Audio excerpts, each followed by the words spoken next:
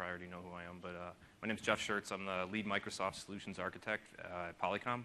Been a Lync MVP for a number of years, and I guess you might have seen a blog article or two in the past that I've done.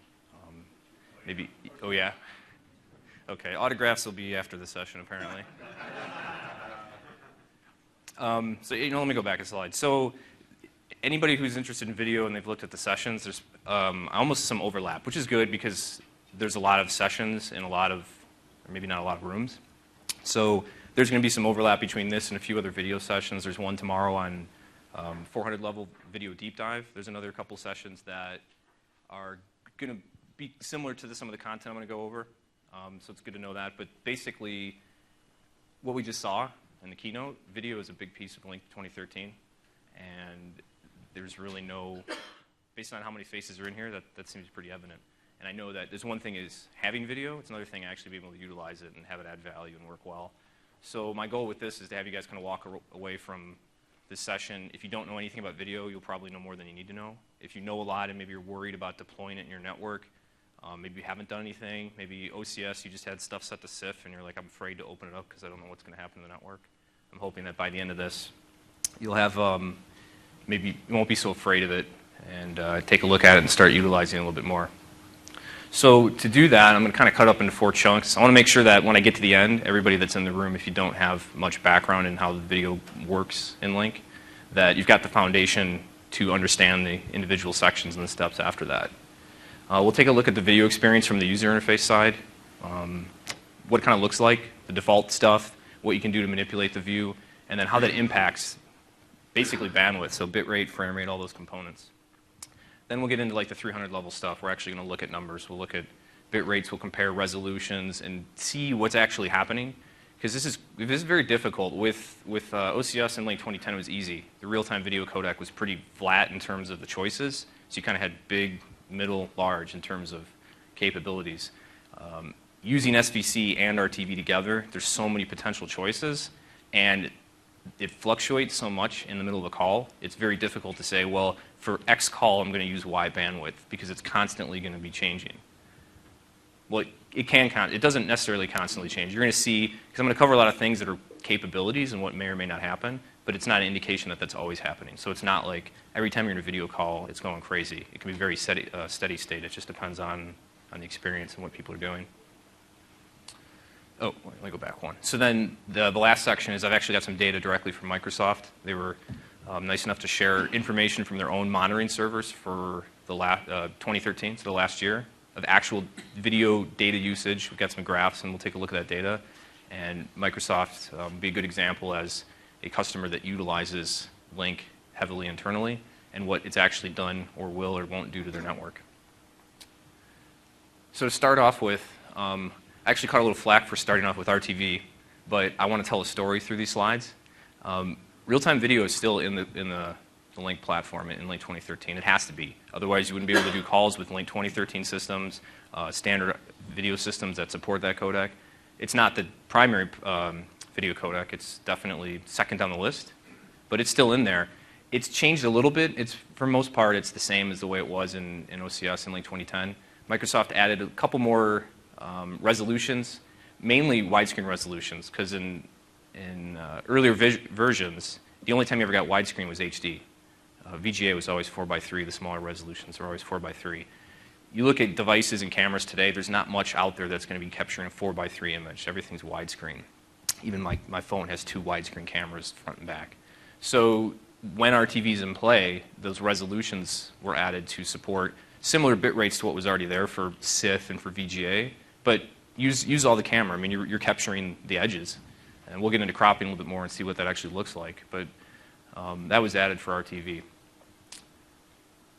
So just to make sure that everyone understands, the main component here is that the H.264 video component that was brought into Lync 2013 utilizes scalable video coding. What's important is that SVC isn't the thing that brings the multiple streams and the gallery view and all that. That's actually Lync 2013. The system itself does that.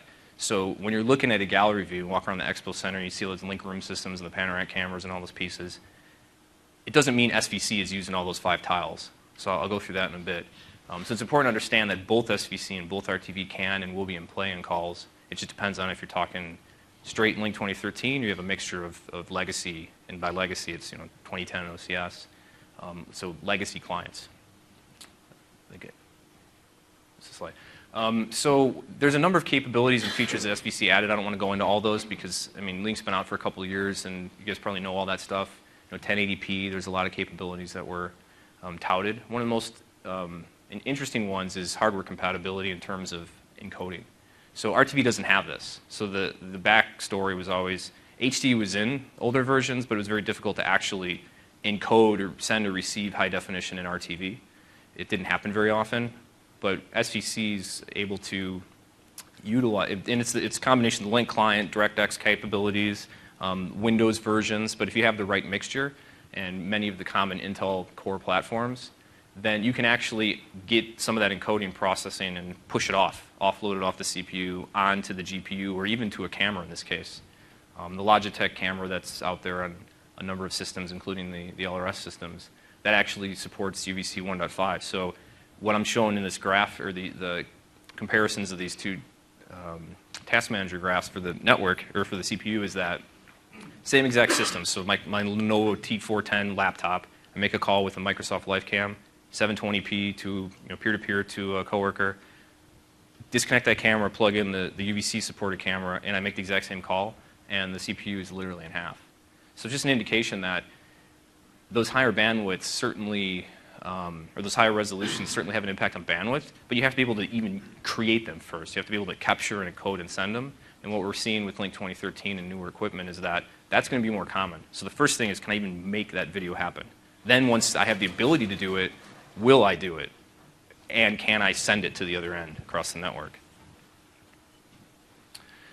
So the next couple of slides, I'm going to go through the scaling capabilities of SVC. And what's important to understand here is that the specification for the codec that's used in Lync 2013 has a whole layer or multiple modes of choices, but they're not actually implemented in the codec today. So these mode 0, mode 1 up through mode 3, they're additive layers of capabilities that add frame rates and qualities and resolutions. Lync 2013 today just does mode 1. So mode 0 is no layering, basically. Mode 1 is called temporal, and what that does is actually gives you the ability to do multiple frame rates in a single stream. So I'll cover the sending and receiving streams in a little bit more detail on a slide coming up. But what's important to know is RTV, when you're doing that, it's a single stream. You're sending and encoding a single stream, active speaker. When the panoramic comes in, that's a secondary stream, but we'll get into the panoramic in a little bit. But with SVC, it has the ability to send and receive multiple streams. And also, not to overcomplicate it, you can also send and receive multiple streams of SVC and RTV. So I'll break that out in a few slides. So again, it's that it isn't SVC that is multiple streams. It can be a part of those streams. So what the temporal gives you from a benefit to the platform is that when you encode a stream to an endpoint, so what I've got here is, let's say I'm client 1, I'm connected to the Lync 2013 AVMCU, and another client joins a call. It could be a Meet Now, conference call, scheduled, et cetera, but it's not a peer-to-peer call. We're going through the MCU. The same capability is applicable to a peer-to-peer call, but there's only ever one request. It's like I only need one video, so you just send the best that can happen at that time. So in this call, I'm encoding video. The resolution is not important at the moment, and I'm sending 15 frames per second. If another system joins and they don't even support 15, maybe 7.5, and this is just an example. It doesn't mean phones only support 7.5 and tablets only support 15. These are just diagrams. But the requesting, the endpoint that connects and requests video says I can only take 7.5.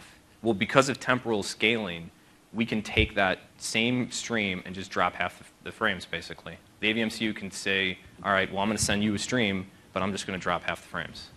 It's not 50% of the data. So just because you drop half the frames doesn't mean you drop the bandwidth in half. It's more like 20, 30% savings because there's a lot of overhead and other things going on. But there's no impact to my client, my computer that's sending the video. Now, in the inverse, if we look at someone joins the call and wants a higher frame rate, and I'll get into what triggers that in a minute, but let's just say they ask for 30 frames and I'm able to send it, I have to start encoding more frames. So I'll kick it up to 30 frames, but that same temporal ability allows me to only send one. I don't have to send us 15 and a 30. So there's certainly bandwidth savings here because you can see I'm only encoding and sending one stream out to the MCU, and each individual system gets a stream that it requests. Now, it's not one-to-one. If there's 100 clients connected, there's not going to be 100 different versions. And in this scenario, there's only like 3 frame rates that are applicable anyway. So when there gets to be a lot of systems asking for video, the encoder, my client, has the final decision, basically. I can say, well, I understand I'm getting these many requests, but I don't have either the processing power or the network bandwidth or whatever to actually send that much stuff. So I'm going to send a few, and you guys will all take whatever is best for you. If it's something you can or can't support, then you might go down a resolution or a frame rate. Quick question. By comparison, what would that look like in 2010? So 2 things. One, I want to hold questions for the end because we have to mic them so that they're in the recording. So if you want to just bring that up at the end. Sure. And then 2010 for RTV, it would just be one line because we're just doing, it's basically what we refer to as least common denominator. So if I'm encoding video and there's a whole mixed version of requesters, I have to give it out in a format that everyone can receive. So if a down-level client comes in, everybody's brought down to that level. So that's a very good benefit of this scenario. It's not just saving bandwidth, but not watering down the video experience for everyone else. So when we look at mode 2 and higher, which is, again, it's part of SVC, but it's not part of the actual implementations. The codec doesn't do this yet. So this is something that could happen in the future. It's written there in the code, or not in the code, but in the white papers. Same scenario, but we're flipping resolution for frame rate. So somebody requests 360p, I send it. A system comes in that can't support that, asks for a low resolution. I can't extract that resolution as a layer from the one I'm already sending. The data is not, it's not in mode 2 capable format yet, and it's not layered in a way that I can easily just strip it out. So the hit on my client is now I have to encode another video stream and send that. So those are additive. That's A plus B. There's no, well, 360 has some of that data, so let me pull some of it. It's a completely separate stream. And if we go higher, it's the same approach. So again, the more requesters, if I have the ability to send that, I can send these other these other resolutions. But these start to be not really. I'll go in a couple slides. I'll show like where the real world stuff comes into play. But again, just because you see this doesn't mean I'm in a gallery view call with 7 people. I'm sending out 7 different resolutions. What does my network bandwidth look like? That's not the way that it works. So going back a couple slides, I mentioned that there's multiple streams. So there's also multiple video sources. So primarily there's the main video source, which is the camera, USB camera, whatever that might be. The panoramic comes specifically from the Polycom CX roundtable devices. That's the only thing that provides that panoramic strip. That's cut out, and there's spots available for the Lync client. That's treated as a secondary stream. So when you look at all these numbers for bandwidth, you always have to think about, well, if panoramic is in the call, if someone plugs in a roundtable and joins the call, now we've got another stream going out, and that's additional bandwidth. So my Lync 2013 client at any given time has the capability of encoding and sending 5 separate streams. So this is like 5 different resolutions and frame rate mixtures and quality mixtures. It doesn't mean I'm actually sending 5, because 1, I'd have to have that many clients on the other end, and 2, I'd have to have a lot of processing overhead, a lot of bandwidth, and the reason to send that many. I'd have to have so many people, and we'll get into the layouts in a bit, but you'll see how it could happen, but it almost never does. Panoramic's kind of the same thing, but there's only a handful of panoramic resolutions, which we'll see in the slide coming up. So it's more of a theoretical limit. So you can send and receive a number of streams, but at any given time in these multi-party calls, it's more like 1 or 2, and we'll see those real numbers. So this kind of indicates what I've been talking about, that just because somebody requests for something doesn't mean it's going to send it. So this is kind of a mixture of different resolutions and different frame rates. So I could be sending 3 streams, and there could be 4 or 50 clients utilizing the stream that's closest to what they're asking for, but still within the constraints of what they're actually able to decode and display. So this one here basically shows a mixture of different clients. We've got a Lync client, a web app, we've got Lync 2010 up in the 2 o'clock position. The Windows application, the new modern app, which we just saw, is going to get some additional benefits. And then the mobile application. Each of these applications have different limits in terms of how many streams they can send and receive and how many people you're going to actually see. And they also support RTV as well. So if we look at the dashed lines, we see that the Lync 2010 client is sending an RTV signal, and that dashed line gets kicked out to all of the 2013 clients that have gallery. So 4 of those squares on the Lync 2013 client would be SVC and 1 would be RTV. And I don't know the difference. Maybe if you really were able to look closely and compare the qualities, you might be able to make a guesstimate, but the idea is that it doesn't matter. So these mixed mode calls, I joined over Lync 2010. Nothing is different for me because I still have a 2010 client. It doesn't magically have a gallery. It's still active speaker. And everyone that's on 2013 doesn't all of a sudden get active speaker and their gallery vanishes. So the native experience of the version client is kept untouched. So if we add a second source in, throw a panoramic in there, now we've got 2 things. One, we've got another resolution, another video signal to encode and send. But because there's an RTV client in this call, we've got to send 2. We don't want to do least common denominator and send a low resolution RTV panoramic to all of these clients that can support higher definition. So based on how many things in terms of how many cameras you're connecting and who's the active speaker and what different clients, you can start to get in these scenarios where one client may have a very high upload or very high download. Another client may not at all. It all depends on what that client is and what it's showing. So if we look at how we can control some of that, or not necessarily control it, but how the bandwidth is a kind of result of people playing with resolutions and having different size screens and everything. First thing is there's different conferencing, or there's different views available. So default gallery view is available when there's multiple users. There's scenarios where the gallery is disabled or turned off in large meetings. I always have the ability just to go to speaker view. So for some reason I don't want gallery, I can just pick the active speaker view. What's interesting about Lync is it's very smart about asking for video that no one would ever see. So if I'm on a call and everyone is not looking at my video for some reason, I'm not the active speaker, and the last person who sees my video goes to active speaker or mutes the video or does something, the MCU is aware. It's like, hey, no one's looking at you. No one needs to see you, so stop encoding. Stop sending the data. Stop encoding the data. And then the instant that it comes back, the MCU will say, hey, we need to see that video again, so go ahead and turn it on. So one of the things you'll notice in the experience is as you mess with the screen or you maximize the gallery to another screen or you change layouts, you'll typically see the Lync photo show up for just a split second. Because what's happening is the audio's there, obviously, on the back end.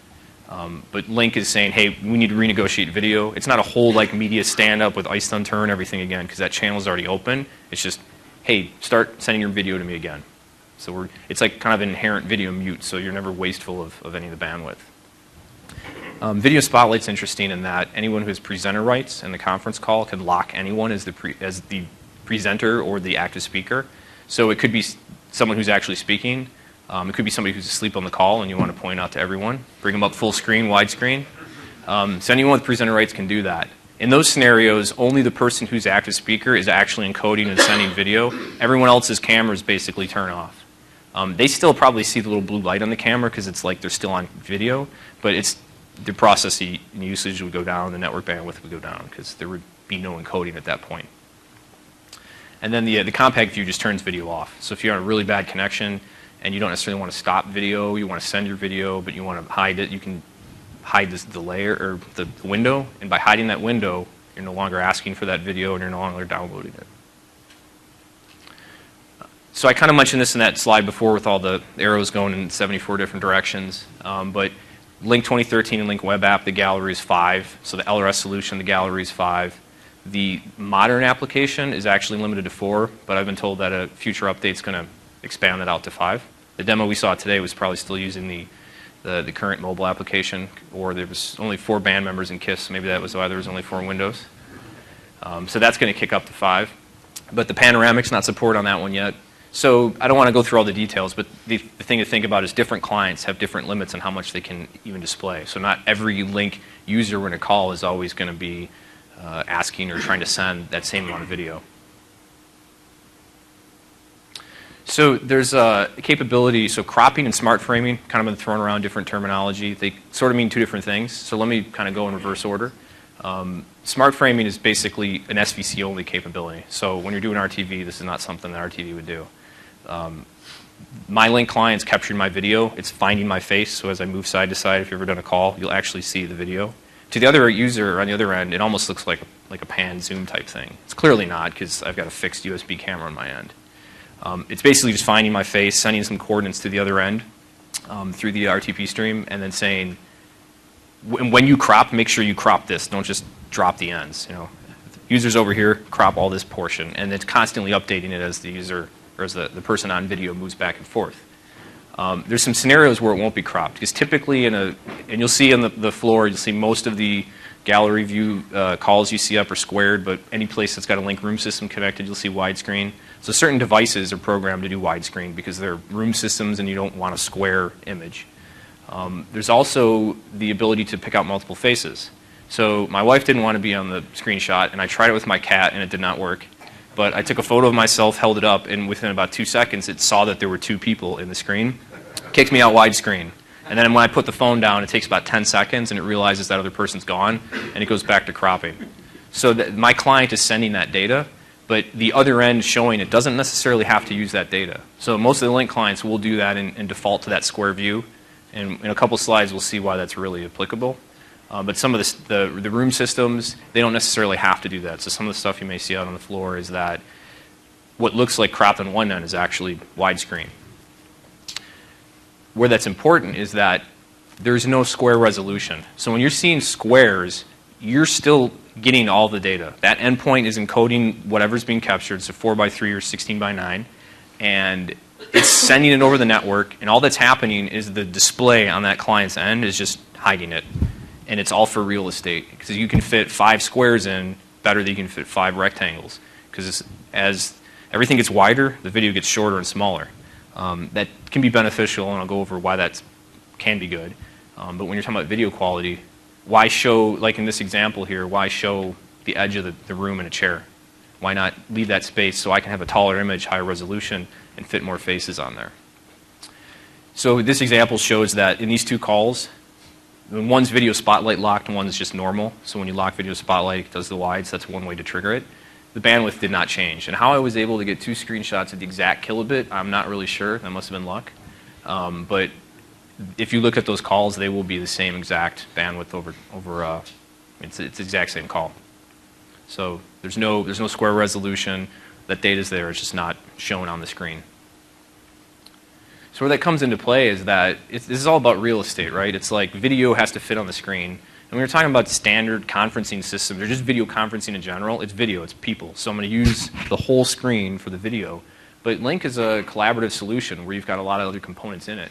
So if we just take maximums or highest theoreticals and go, I'm going to maximize full screen, and like the other one, not the one where the screen stays white, where the screen goes black and you lose all the buttons and you lose the attendee list and it's just all about the video. If you're on so 4K is going to have it's going to apply to this stuff, but it doesn't apply today. So everything you learn from this, in the future, there's going to be more room to squish this stuff down. But right now, 1920 by 1080 is really the biggest monitors anyone's going to have on a Surface, laptop, whatever, even large screens. So what happens there is that when I do a peer-to-peer call, it could be 1080p, that full screen. But when I bring a number of people into the gallery, I'm not asking for 5 1080p streams. We're not doing a 30 meg call. As the screen size, or as the resolution shrinks on the screen, that bandwidth drops accordingly. So when you compare those 2 side by side, you can see that the conference call, the gallery call, is actually going to probably use a lot less bandwidth, because I have a lot less pixels on my screen lit up with actual video data. And then take that one step further, and I mean, this is what you typically do with Lync. You don't just throw everybody in video and chat. I mean, you can do it, but it's about the other modalities that come into this rich meeting experience. So when I put stuff like the attendee list and content on the screen, the gallery is just shrunk down to almost, I wouldn't say unusable, but when you want to switch to active speaker, you see that video, you can do that. But normal users, if they're not messing with that layout and they leave it here, these are the lowest resolutions to use. So this bandwidth of this call, from the video standpoint, is less than just a RTV call with the Lync or an OCS MCU at VGA one stream. So what's interesting is you look at the real estate used for these calls. The more people you put in it, the less pixels you're lighting up. So the opposite is usually what people thought when Lync first came out. It was like, hey, when I add 2 and 3 and 4 and 5, how much bandwidth am I actually using? Now, obviously, 5 was picked as a limit for a number of reasons. I mean, you could layer this out and put 20 people up there, but as you see with the numbers in a few slides, it's kind of a bell curve to it, and at some point, that return is going to not be as good, and it's going to start swinging back up the other way, because you're not losing resolution, you're just adding bandwidth. One other important point to make out is that the screen size is almost completely irrelevant. So the resolution of that system or that screen is what's important. So a 5-inch screen on a camera, if it has the same pixel depth as an 80-something inch monitor hooked up to LRS, it doesn't matter whatever video I send. So don't think when you're looking at those LRS systems in the Expo that the huge bandwidth, because I could actually get the same amount of bandwidth to a phone or to a Surface or anything like that. So it's all about the pixels. How many individual pixels are we actually encoding data? There's a couple of unique experiences with Lync where if you've ever tried to do a video call in Lync and you have multiple monitors, like I have 2 set up at home, a lot of times I will put content on one and video on the other. So now I have more real estate, so I'm actually asking for a little bit more content data, a little bit more video data. You can't easily use both screens for video. You can do it, but you have to manually drag the screen across, and if you have 5 people, you're going to cut someone's head in half. No one ever does this, but you have the ability to try it. Try it sometime and watch your network card. You'll actually see the bandwidth go up and up, unless there's something on the other end that's restricting the ability to send that, and even though you're asking for it, you're still getting a lower resolution. But the Lync Room system has a view for that, because it's really applicable, because if you do a conference call and you don't have video, and you're not using another screen, why not use it? So it does it in a smart way where we'll put 2 on one and 3 on the other and the panoramic on one. So when that happens, it has nothing to do with the fact that it's 84-inch screens. It has to do with the fact that you're lighting up 2 1080p screens with video, and then that resolution individually could be added in. And I mentioned the panoramic. So that's built into the Lync client. It's added by anyone who joins these conference calls. You can see that when content's not applicable, the roundtable isn't impacting the size of the gallery because all we're doing is pushing the gallery up. Gallery is impacted by width more than height, because when we add more people in, the aspect ratio doesn't change, so we had to shrink height and width. So when content comes in, the gallery will get small, but the panoramic will typically stay pretty large, because usually when you're using one, there's a lot of people in that conference room, and we want to retain that experience. One little note about the panoramic is with the main video source, you always see your local preview, and it's mirrored. Working with standards-based systems, they don't do that, so when you raise your right hand, it looks like you're raising your left hand, and you try to fix your hair, and it's very odd. Lync, when they came out with adding video versions ago, they mirrored specifically, so it looks like you're looking into a mirror. That's live image, so if you raise your hand, it happens instantly. The panoramic, it's actually being encoded and then pushed back up to your screen, so you may actually see a slight delay between what you see in the active window and what actually shows up on the panoramic. And it's never reversed, because it would look really silly if you're in a room and there's wording or anything. It would be backwards. So let's take a look at some of the numbers.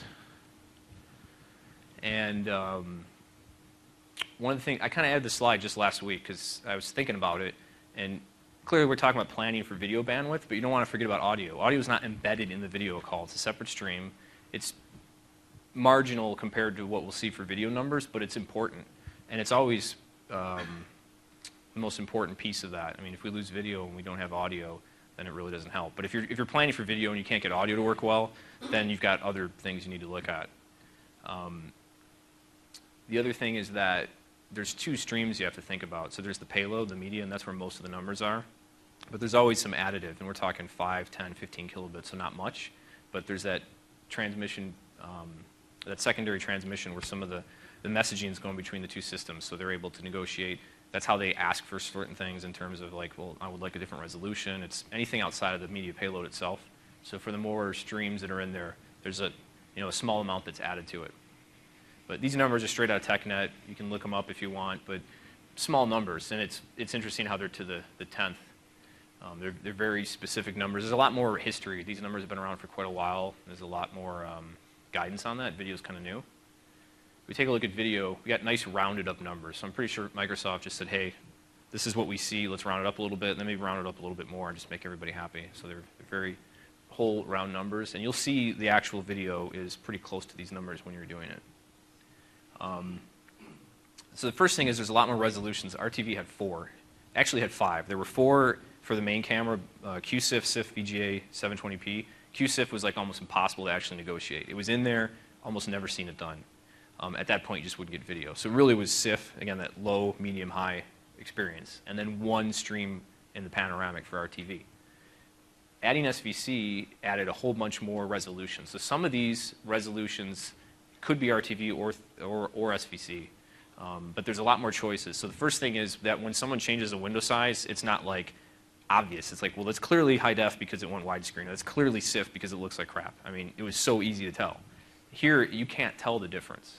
I mean, you can look at some of the numbers, but I couldn't eyeball and say, oh, that's 540p or that's 480p. It's very difficult to tell that. So the user experience isn't changed much in terms of when they, the window's not changing sizes, and it's not like bad to good or best. It's a good quality, a good resolution for that size, and as they kick up the window, you might see it look a little pixelated at first as that resolution picks up, and then it clears up, and then when you minimize it, it does the same. So there's a bandwidth calculator that you guys have probably all seen. You just type in Lync bandwidth calculator, find it's Excel. There's a tab in it which is all red text, which you typically shouldn't mess with. There's a couple sessions where that stuff will be covered. If you know what you're doing, you can play with the numbers. If you don't, you should leave it alone. But they're based on, and there's a number in there. You can, if you want to adjust that number, you can change all the calculations. But the guidance in there is to use basically 80% of the max numbers for your planning.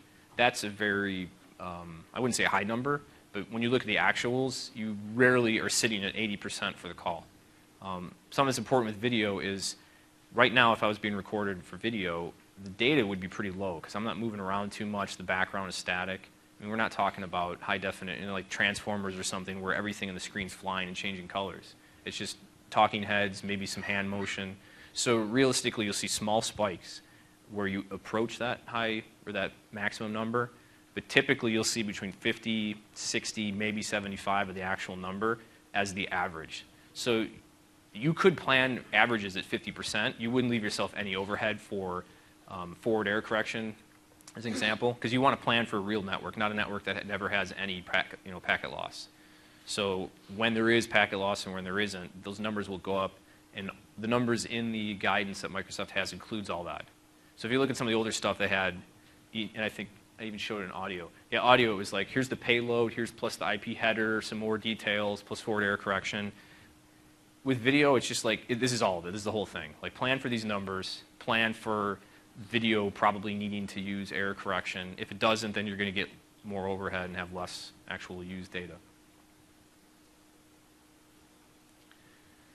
So if we take a look at some actual numbers, this is a sneak peek at some of the data I'll show at the end of the deck that came from Microsoft. But basically, I have data for all of 2013, for all Microsoft employees, for all video usage on Lync, which is a lot of data. One of the first things is that when you look at peer-to-peer calls versus conference calls, conferencing numbers are lower. So sending, receiving, actually let me go back. One of the first things to notice is that whether it's SVC or RTV, those numbers are typically the same. So SVC has added higher quality. I can tell the difference between a 720p call and an RTV and an H.264 SVC. Because first time I started testing 2013, I was with same camera, same equipment. I was like, wow, that looks a lot better. It was obvious. And when you put the screenshots next to each other, it's night and day. So there is a little bit more in that, but based on the flexibility of it, you're not always using those numbers. So they're pretty comparable.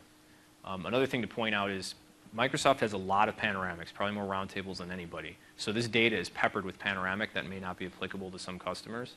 From this point forward, the new CX devices that support high def, these numbers are going to go up because, let me go back a couple slides.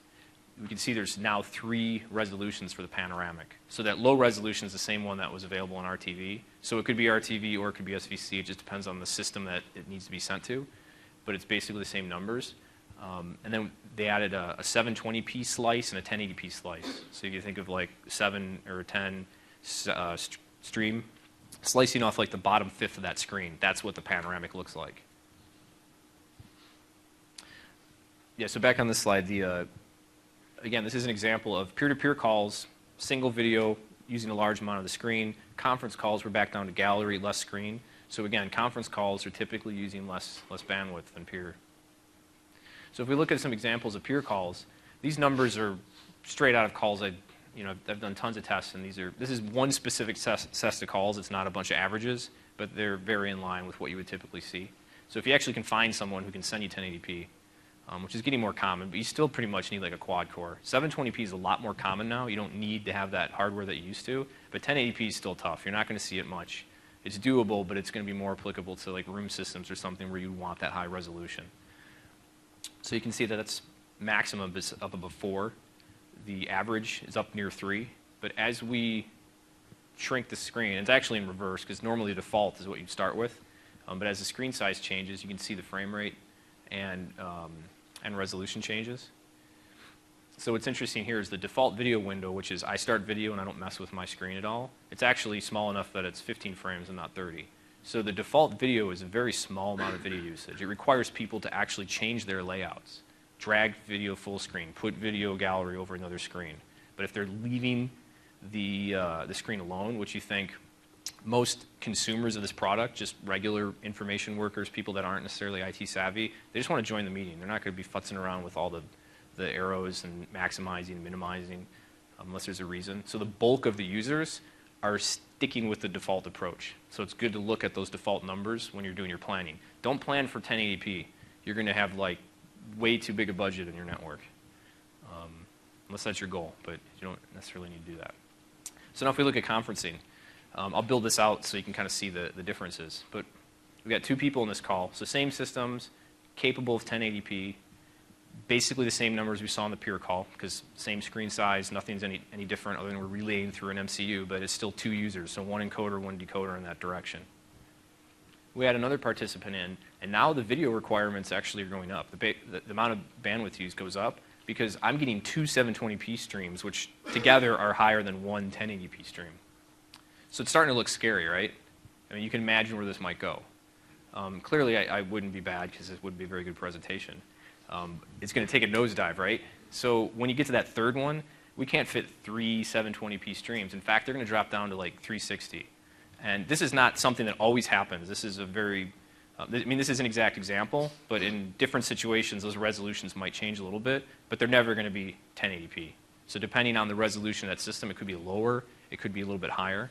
But the general trend is that the more you get in there, those individual resolutions drop so much that together they don't even add up to what you had before. So when we add a 4th one in here, the resolution in this scenario just happened to drop. It could go up a little, it could go down a little, it depends. What we're starting to see here is multiple resolutions. So 2 of these could be 360, could be 240. And that has to do with, okay, now we have more people in the call. Maybe my screen isn't as big as someone else's screen, and I'm asking for a smaller resolution. And we get to that scenario where the other system is going to send 2. It's going to send 360 for this guy and 240 for this guy. If that doesn't happen, then maybe they all do the 240. The more that's in there, the more complicated it can get. And then when we get to 5, what we see is it kind of tips back up a little bit because we're already down to those lowest resolutions. We're down to the 360 and the 240. 180p is the lowest, but you don't necessarily see that unless you're throwing content and you're shrinking them down to that postage size video. But in this scenario, we've already gotten those individual resolutions, so they're not individually going to drop. We're just adding 1. So you can see why Microsoft didn't do 6 or 10 or 20, because at this point, it just, not exponentially, but it just goes up in scale. Because now we're not saving by adding more people, we're just adding another stream and another stream and another stream. So based on the design of the client and screen utilization, 5 was a really good number to certainly go much higher than 1. So if we look at the actual numbers, I'm curious. Everybody can read that pretty much. I'll point out the numbers. You don't have to like memorize this or anything. This is from the actual calls. I had 2 people, and we dragged a 3rd and 4th and 5th. And this stuff all comes straight out of the media quality reports in the monitoring server. There's a lot more data in this. I just kind of boiled it down to the important pieces. So there's 2 things to learn about this when you're looking through the monitoring reports. One, each of these video streams is really representative of a tile. So stream 2 and stream 3 are like the 2nd and the 3rd box that shows up.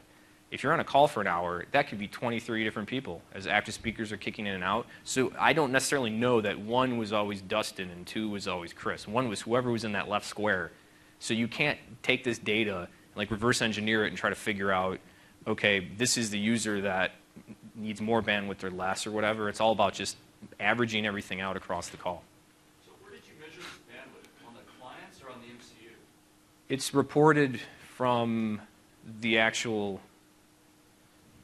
So I'll explain it. Do you know the monitoring service? Yeah, it's in the monitoring service. It shows under the conferencing report.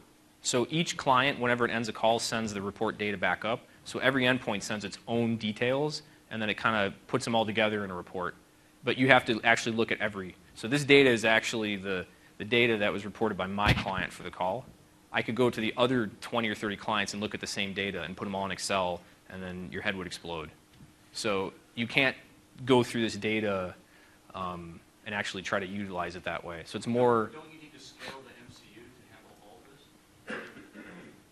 all this? So can you bring that up at the end when we get to Q&A? Yeah. So that could turn into a discussion after the class. So we could maybe table that because there's a lot of places that could go.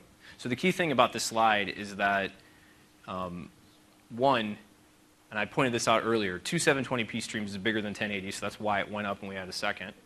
But we get to that multiple or gallery with a lot of people. We got different resolutions. So some were 240p, some were 360p. When we look at the frame rate, that has a huge impact on the amount of data. So there's a couple in there at 240 or 360 at 15 and 30 frames, and the ones at 15 frames are average of 50 kilobits. The ones that are at 30 frames can be up in the several hundreds. So frame rate's important there too. And then the last component, or this is just a slide to highlight the frame rate part, so you can see that comparing two together, different frame rates, and the actual bit rate is much different. And again, the longer the call is and the more that's going on, the more these numbers really kind of boil down into averages. So in a short call, you might see numbers all over the place. So how do you control this, right? Do you want to control it? We'll get to that in the next section, but how do you control it? There's a number of settings in the Lync server that allow you to do that. So the first thing is you can just say, I have here an example of a global policy and then an actual policy that was created for large meetings. So it's not global that you're forced to turn stuff on and off like with RTV and OCS. You could like change the resolution and it was like everybody. Like turn on HD, turn off HD, all calls. Here it's much more granular. So you can set up different policies, assign those users to those policies, and have a global setting and more granular settings for individual. The default, though, is everything's turned on. For all intents and purposes, there's no limits in this. If we look at how you might approach controlling it, first, maybe you're afraid, you just want to turn video off. So you could just set the policies to turn off, to not allow video. And you can do this at a level of peer-to-peer and conferencing. All the settings they're all conferencing commandlets. If I go back here, it's all CS conferencing policy, but it's not always just conferencing calls. Some of these actually control peer-to-peer calls, and it's documented in the TechNet. You can bing that commandlet. It'll tell you which ones are which parameters are specific to peer and which ones are specific to conferencing. You still control RTV because the legacy clients that signal to or through this environment still have to have a policy to adhere to. It hasn't changed, so anytime RTV's in play, those are the settings. So you can set the maximum resolution. So RTV is done on the resolution. It's either A, B, or C, right? SVC is done on bit rate, on the actual payload numbers, so you can fine-tune it much more granularly. So let's say you're not paranoid of turning video on or off, but maybe you're thinking this gallery thing, and you didn't pay attention to my last 10 slides where gallery actually isn't a problem. But maybe you think, you know what, I'm going to turn the gallery off for some reason. Capabilities in there. And again, you can do this at a granular level between joining conferences and creating conferences. So it's not turning it on and off for everybody. You can set policies so that maybe when I create a conference, anyone joins it regardless of their settings. Gallery is not allowed in this call. So you can set up large meetings, active speaker only. In fact, the default behavior in Lync is that once you get above 75 users in a video conference call, the gallery goes away and it turns to active speaker. And then it doesn't matter if you go up to 250 and back down to 3, it stays active speaker. But in smaller calls, you could say, you know what, I don't want active speaker on these calls anyway. Or the inverse, you could say, I'm allowed to use video, and when I create a conference call, anyone can use, allowed to use gallery. People that join can use gallery, but if they're also defined in a policy that limits theirs, then when they join, they don't see the gallery, but everyone else is. So you have the ability to not just make it on and off for everybody. So you can say certain users by whatever your policy dictates. So let's say you're cool with gallery, you want the video on there, but you want to put some limits. And out of the box, there are limits in there. And that is not a typo. It is 50 megabits is the limit. So for all intents and purposes, there is no limit. Because if you go back through all those numbers and you try to make a video call, I did the numbers in my head. I don't even see a scenario we could actually get to that. So really, it's just the limit is off. So if you want to set limits, you can lower that number down. But what Microsoft has done is said, let the solution control all this and don't hinder any of it unless you decide that you need to do that for your network. And you can control it on send and receive individually, which is important because gallery might send or receive a lot more than sending, but if you have a system with panoramic, then you might be sending more than you're receiving in these different scenarios. So you can control that. There's some guidance in the bandwidth calculator and some of the TechNet articles on what numbers you could use. I mean, you could start it low and bring it up, but if you start it too low, you could actually cripple the capabilities of it. So if you went below, for example, 240 kilobits, looking at those numbers I had before, do you think you could even get 5 people in a call on like the lowest resolutions under 420? It'd be pretty tough. So you're going to actually, and I haven't even tested, I don't know what happens if you don't get video for more than 3 people, or maybe the bandwidth drops and you get a 4th person, but it's really not recommended to go below that. So if you really wanted to do something like that, it might be better just to turn off gallery so you don't get some weird user experience. Just go active speaker and then keep the numbers low. And what else is important is these are measured per video source. So that's 50 megabits for my camera and 50 megabits for my roundtable. I'd like to see someone do a 100 megabit video call. So let's take a look at the last section. And these are, like I said, this is the data that came straight from Microsoft. I've adjusted these these graphs so that the scale is the same. So the first thing that's immediately obvious is lots more conferencing. There's 2 reasons for this. One, this data is skewed a little bit for Microsoft because Microsoft might do things a little bit different than a normal company. I mean, they developed the product and their video or just their corporate culture might be different. I know I have a lot of customers that match that and then customers that are very different. So these numbers, or not these numbers, but the behavior you'll see in these slides is applicable to Microsoft. You can kind of extrapolate that into some scenarios, but this is not an indication of how all Lync deployments out there are in terms of video. So clearly a lot more conference calls. One of the reasons for that is a lot of these can be two-party calls. Microsoft does a lot of scheduling. Everything they have is embedded with scheduling. It's very easy to do that. An example of using whiteboarding would actually turn a peer-to-peer call into a conference call. And based on the question earlier, when the call is done and the user hangs up and sends the report, a call that started as a peer-to-peer call but then during its life turned into a conference call will get reported as a conference call. So peer-to-peer call in this data is a call that was 2 parties from start to finish. So you're always going to see a little bit more in the conferencing call scenario anyway. The second thing to point out is no, Microsoft did not uninstall Lync in December. That's the holidays. So you see a dip there in July, and you see a pretty big dip in the winter. So, or in the Christmas holidays. So you see that's already going back up. The first couple weeks of January, I think, is what the data went through. So what's interesting is there's a pretty large growth in internal usage in video, especially conference calls. Yep, and that, based on what I already see on the end of this, it's tracking to continue to go above that. Now, what's interesting is it's clearly not just going to go to so many minutes a network is going to seize. Typically with this stuff, you're going to see a bell curve. You're going to see, hey, a new capability, a new bell and whistle to play with, deploy to the users. Everybody starts using video.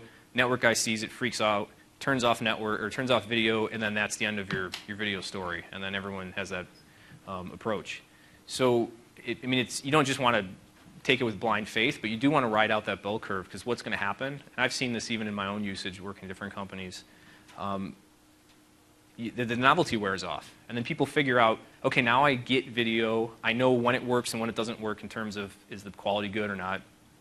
I can make the decision of when to add it or when it's good to use. And then also, I've met this person. I work with them many times. My team, we do team calls in video, but one-to-one. I don't do video very often. So that's another reason that you don't see peer-to-peer. So this is peer-to-peer video calls. There's probably a lot of peer-to-peer audio calls in IM sessions that video is not added. So a lot of it has to do with, is the video modality, is it adding value there at that point? So ride out that bell curve, wait to see where video tapers off, and then that's what you would need to really plan for with your numbers. So from that data, we also took the top 10 resolutions reported in the monitoring database for all these calls, and this is a mixture of peer and conference calls, so all the video minutes. Let me go back a slide and point something out. So November, 11 million minutes of video at Microsoft in 2013. So I'm expecting that number would be eclipsed sometime this year. But that's a lot of video. And that's Microsoft too, right? I've been doing video for quite a while, and 2-3 years ago, I get in meetings with Microsoft, and no one would have their camera turned on. So corporate culture, and I'll point that out in a second, but Lync 2013 has helped drive that even internally. I mean, you accidentally hover over the video window, and you see yourself, and you're like, I don't look too bad, maybe I'll add video, or I'll clean up what's behind me. But it's all about it. I'll save that for later, but that's an important piece, right? So we look at the resolutions. There's 10. These are the top 10 resolutions. The ones in gray are low resolution. Blue is a standard type middle resolution, and the orange is high def. So the first thing we're seeing is there's not a lot of high def in the data. This is from a whole year's worth.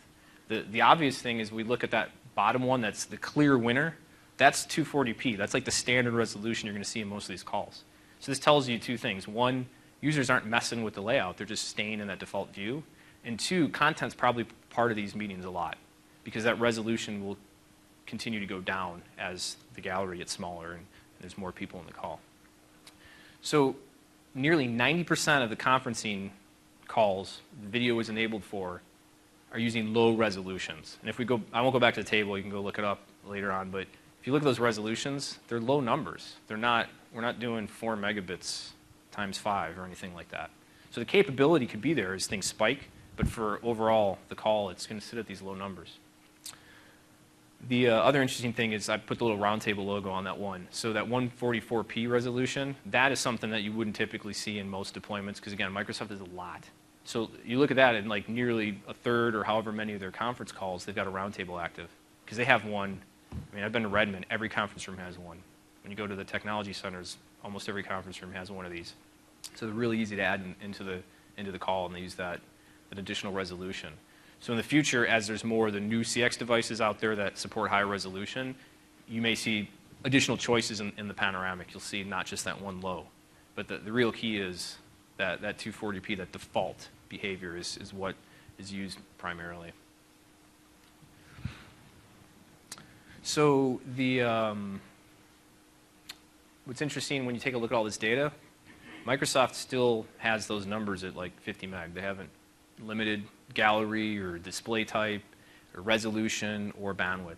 They're just letting it ride and letting people use it. Now, if it continues to grow at some point, you want to stay on top of that and make sure. And then maybe you start to see scenarios where you'd want to put some limit that's actually usable, but you don't necessarily need to when you look at the data. You see that that's not really happening. There's like short spikes when stuff's going on, but you don't see massive video bandwidth.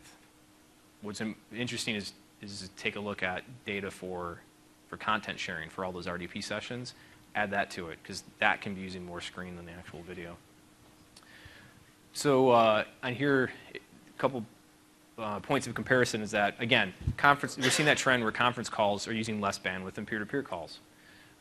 The other thing is that these total streams, so we go back to the earlier slides where we're talking about multiple streams, 4 in plus 1 5 out, or whatever those scenarios might be. I kind of stress that that's not what you're getting. So if you have 5 people in the call, you're not sending 5 streams. Everybody's getting that same resolution for 2 reasons. One, if everyone leaves the default value and everyone has the same screen, everyone's asking for the same resolution. The more people mess with stuff, they might trigger someone to send a secondary or a tertiary resolution that can be used for multiple users. But the less if the users manipulate the environment, this stuff's not really going crazy on the back end. It's just sitting there, just humming along. So those numbers, I mean, we're not even at 2. We're below 1.5 average. So usually there's one stream going out of one resolution, and then those multiple temporal frame rates that come out of it. And then where that 0.4 and 0.3 come in, probably a fair portion of that are RTV. Every one of those panoramic systems that gets hooked up with an older client might be RTV. Business-to-business video calls with customers that are not in Lync 2013. There's a number of other RTV scenarios out there. So that number could grow over time depending on a number of scenarios. But realistically, as long as that usage stays the same and there isn't like some huge change in Lync where it's like, oh, add a third monitor and the video is always widescreen, you're not going to see any of that stuff really be impacted. So to kind of summarize all this stuff, first of all, you have to utilize video to take 1 kilobit of bandwidth on the network. So where do you see that actually used? Like, are you worried about networking and worried about that bandwidth for realistic reasons? Do you know your user population? I mean, this was brought up in the keynote. As time goes on, more and more people are going to say, I expect that video to be there. We're kind of hitting, eclipsing that point where people that haven't grown up with it or have seen the value in getting it, and people that have grown up with it, they demand that. They already know that value is inherent to them. Ubiquity. So I mentioned earlier, I have 2 high-definition cameras in my cell phone. However many years ago, that would be a ridiculous statement. So if the video doesn't look good or work well, it doesn't get added in the past. So Skype looks better than it ever did. As people use video and see that it's actually adding value, not just some pixelated max headroom thing going on that detracts from the actual, and I think I just dated myself there. Yeah, I'm a little older than I look. So that's part of it, is the devices out there support these, and the experience is better, so it's going to become more common, so that growth is still going to be there. And I mentioned this a few other times earlier, corporate culture. People I've talked to, it's like, I don't understand video, I don't like video, I don't want to use video, it doesn't get used. It doesn't get used. Some scenarios, it's the opposite, where people understand, and again, they've gotten over that bell curve, so they get where it adds value to them and where it doesn't, and they use it appropriately. And then the experience is key. If the experience isn't good, it's going to turn into that dusty system that they talked about at the keynote that nobody uses. Be like, I don't know why, but Lync doesn't do video very well, so I'm not going to use the camera or anything like that. When the experience is good, it also attributes to that growth in usage. So that's pretty much key when you want to plan for that initial rollout.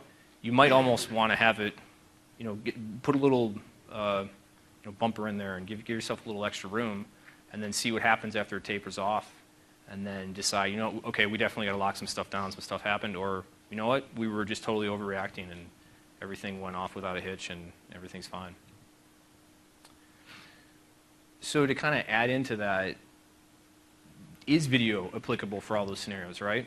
I kind of, a little foreshadowing from before, I mentioned audio is paramount. Without audio, who cares about the video? Who cares about the content? It's always like, hey, let's call back on this other bridge, or this person drops. And if audio isn't working well, like I said, video is just that much more to deal with. It's not a ton more, but it's more. So that's certainly important there. Content is also king. Like, okay, you've gotten on the call, audio is working, you've got everyone to mute, there's no dogs barking, there's no people on trains that you're hearing. Or at least with Lync, you just look for all the flashing phone icons and just mute them yourself. Add the content, and then video usually gets descaled, gets pushed off to the side. Maybe you even stop video. But these 2 pieces are important. When they're there and this experience is good, then you can add video. And like I said, people now kind of have a love-hate relationship with that, and it's we see the value where it's at, but don't just assume that just because it's there, everyone's going to use it. But also don't assume that maybe they won't all use it and bring the network to its knees as well. So it's just planning ahead for that. So wow, I did that right on time. So we've got 15 minutes left for Q&A. And if you have a question, just come on up to the mic, so that way, because the session's being recorded, so the question and the answer will be on the recording.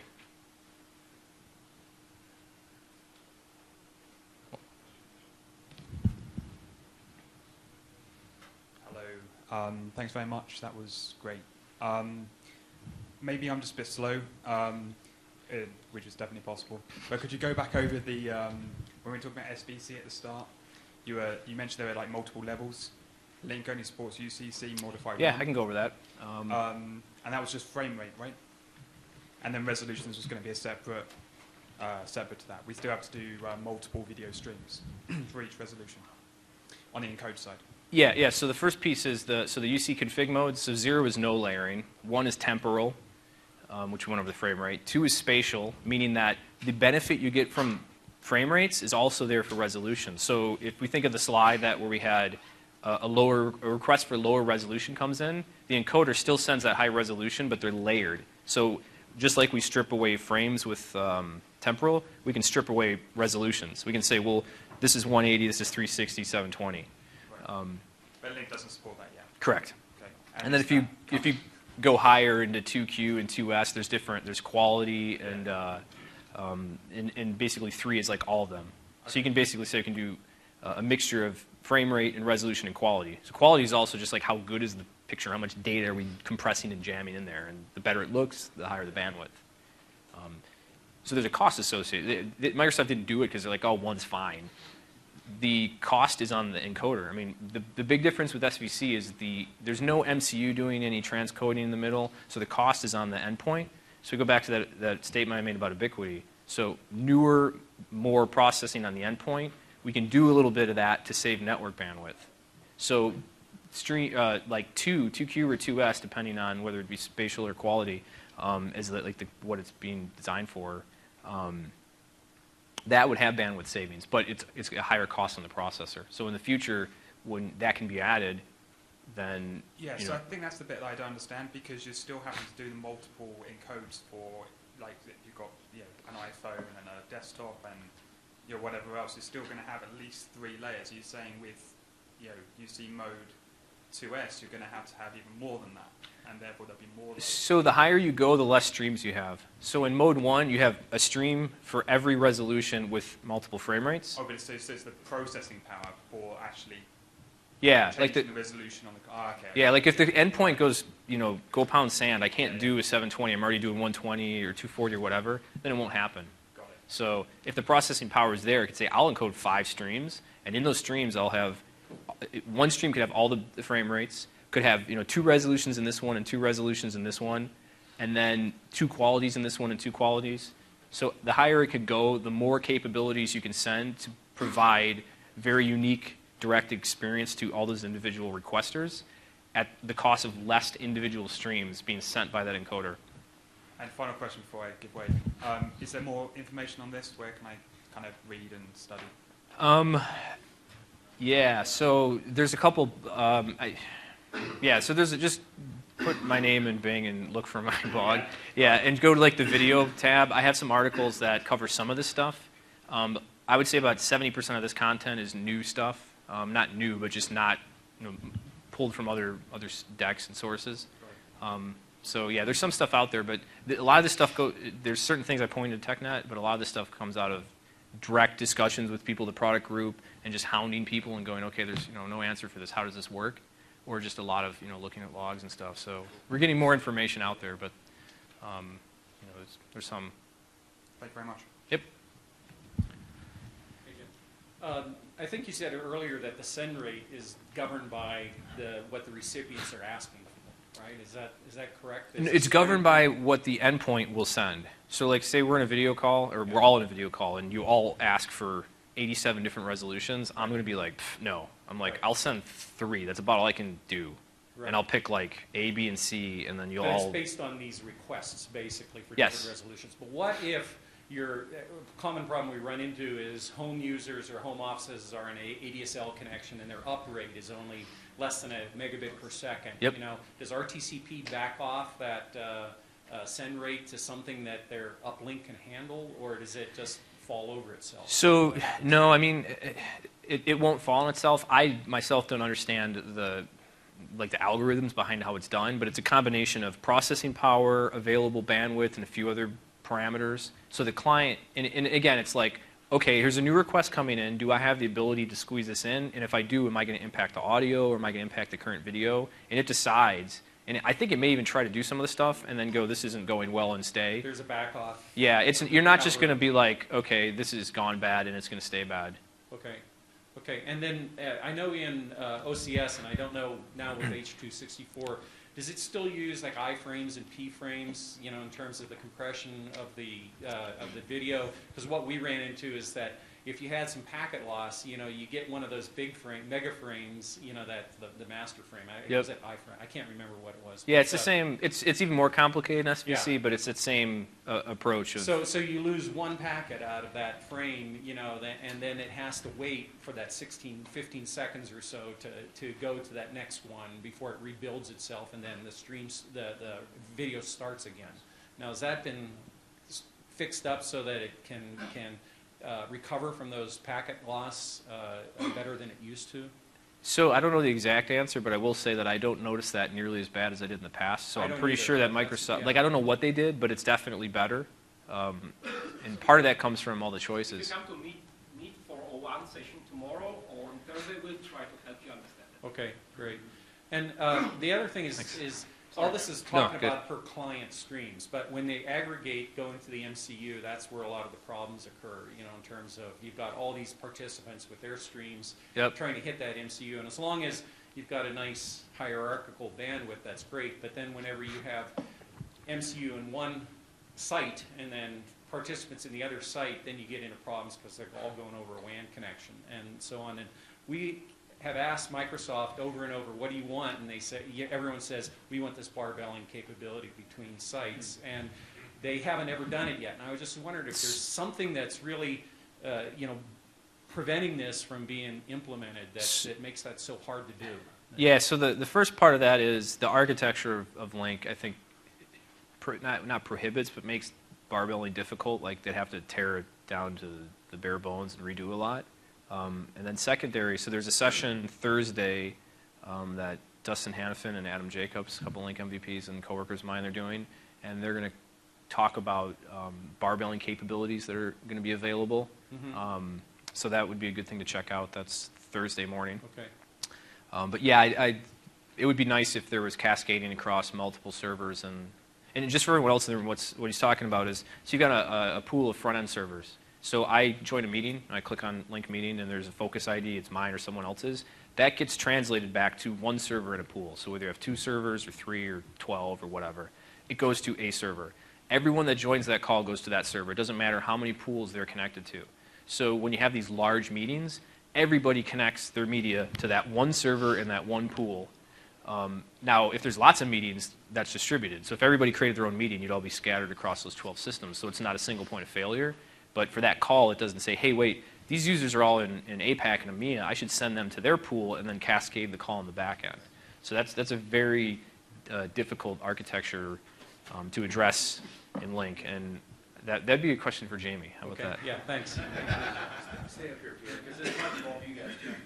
So, when you're looking at the reporting of the aggregate on the MCU, and then you also have the clients reporting back into the database, and that's the kind of information Unified Square can Right. pull, is how do you correlate, you know, what are the clients reporting back versus what's the aggregate on the MCU? You know, who can tie that together, and what do you look for?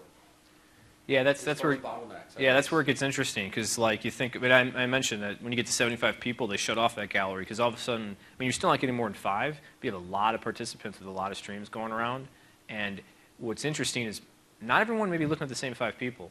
Like, if everyone just joins the call and doesn't mess around, you may only have 5 video streams going in and out, the 5 active speakers going to everyone else. But you have the ability to take people from that sitting row and push them up in the standing row, and if their camera's on, so in a 100-person call, you could literally have 100 sessions. Like, everybody, I mean, it's not common, but everyone could be looking at 5 different people. And at that point, they're all flying all over the place, but they all are hitting the MCU. And then the MCU is just a traffic cop saying, you know, this session goes here, this session you stop because no one's looking at you, and that's constantly happening. So the answer to that, I'm not sure. I'm still digging into a lot of the stuff myself and having discussions with Microsoft in terms of, you know, that initial guidance is like, you know, test it, use it, and see what's happening, and let Lync do its thing, just like, you know, let RTV scale and let SBC do its thing. But pouring through those numbers and doing things as network traces, looking at what's actually happening at individual endpoints, and just spot checking stuff, that'll give you a lot of information about what you're seeing in your own deployment. Yeah, I guess Peter just said, you know, do I want to see the roll-up of all that? And I guess it's more about reading the tea leaves, you know, looking at the monitoring you have and interpreting it. Yep. So, yeah. I mean, we suffer the same thing of trying to go and figure out where, you know, where the system's falling down. You know, is it right at the client last mile? Is it in that last leg coming into the MCU? Is it between sites? You know, and we have a product called PowerView that kind of helps to analyze that stuff, but it's still hard because, you know, the raw data isn't in you have to aggregate all that raw data. Yeah, that's one thing I'd like to see Microsoft improve a little bit upon is the monitoring data in 2013 didn't grow that much. And when you go from this active speaker RTV to multiple streams, multiple codecs, the reporting format and the way the data is aggregated in those makes it very difficult. So if that, I mean, the data's in there in SQL, so if there's ways to take that and make it a little bit more user-friendly, then that can help a lot. Personally, I've used the monitoring database more to understand behavior and look at jitter and call quality issues, but it's very difficult to just look at that data and go, this is the numbers I'm going to put in, and this is, I'm going to limit calls to this. It almost might be an approach of limit the bandwidth and start at a low-ish number and then see what happens, and then, tighten the screw down or loosen it back a little bit and just, test. So I don't know if any other questions. We've got, still 5 minutes. I'm not going anywhere. I think I'm supposed to go somewhere after for 30 minutes and do any other Q&A or deeper discussions. I just need to figure out where that is. We've deployed the Lync 2013 server on the back end, but as far as our global sites, deploying Lync 2013 as a client on the front end is independently left up to them based on their schedules. So we have a mix of 2010, 2013. Okay. Is there a significant difference between, in terms of strain on the back end, using one versus the other, and should we be promoting a full deployment to 2013, or will we see a significant difference? So actually, there was a slide in there I was going to point that out, and I kind of skipped over it. So that's a good point. So when we look at a traditional gallery call default, we see these numbers. We look at active speaker RTV, VGA scenario, we see about the same numbers. So when you look at all the data, a Lync 2010 conference call at VGA at a standard screen size, maybe full screen, maybe half, compares almost right down the line with a 5-person gallery call in 2013 with the video at the same, half screen or full screen window.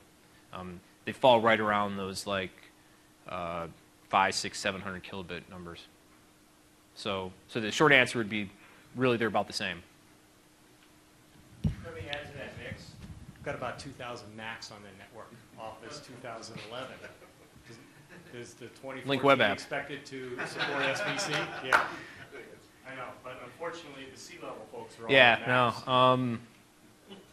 Yeah, that one, I'm not sure on that one. Talk to Jamie. Yes, I like that answer. Yeah, no, yeah, I have a feeling with all the other stuff that the Mac client's getting more love shortly.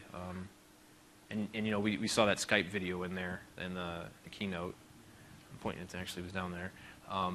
That's SVC doing that, right? So the more stuff that utilizes that H.264 SVC implementation, it's going to unlock those capabilities. So I think that's probably just, I don't know, I don't want to talk out of turn, but I think it would be a matter of time just for the Mac client to get that, and then those capabilities would be the same. Does Skype use H.264 for video? No, it does not, but that would be my guess as to what we saw up there. Yes. So, yeah, I'm just trying not to be definitive on audio. Yeah, like basically you look at the Skype app acquisition, and so this is, I don't know if it's public knowledge, but if anybody goes back to CU2 or CU3 and you do a trace on an audio call or just a video call, and you get down to SDP and you look at M equals audio and you look at all of the, and I probably lost half the group, but you look at the actual, probably not, and actually the ones that are still here probably are interested in that, so I lost the half that left. You look at all of the audio codecs, they put, yeah, thank you, they put silk, narrow, and wideband in there back then. So basically what it's looking like is, hey, we're going to use the video codec in Lync, put that in Skype. We're going to take the audio codec in Skype and maybe put that in Lync, use best of all that stuff. And then there's no transcoding or anything on the back end. It's just Lync to Skype. So that's what I would expect the Skype session to talk about would be that SVC interop, because we've already got signal, we've already got audio. So it's just video and content sharing is next. It negotiates after RT audio wideband. Silk wideband negotiates after RT. Yeah, no, it's not being used yet today, but there's a list. In fact, I've got a blog article I plan to do in the next quarter or so where I just basically look at all those and explain, what the heck, why is there like 13 different codecs in there? Because there's a lot of, I mean, there's one in there for white noise generation. So there's a lot of cool stuff in there.